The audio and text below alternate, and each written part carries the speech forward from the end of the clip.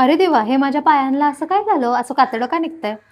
तर गाईज झालं असं, की ह्या हील्स मी खूप दिवसांपासून घेतल्यात, पण मला घालता येत नाहीयेत, कारण माझे पाय खूपच जास्त ड्राय आणि रफ झाले होते.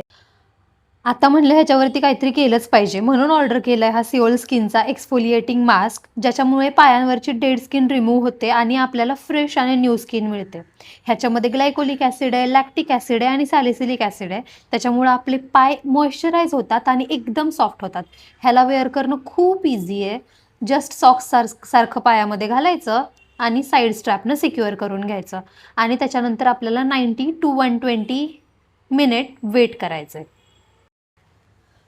सॉक्स काढल्या-काढल्या तर काहीच डिफरन्स जाणवला नाही. म्हटलं आता गेले पैसे वाया.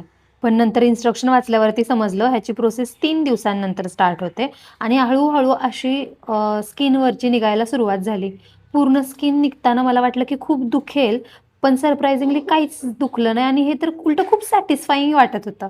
आता तुम्हीच बघा आफ्टर रिझल्ट इतके बेबी सॉफ्ट, पिंकिश आणि इतके छान पाय झाले होते माझे, की म्हणजे तुम्हाला वेगळं काही सांगायची गरज नाही. डिफरन्स तुमच्या समोरच आहे.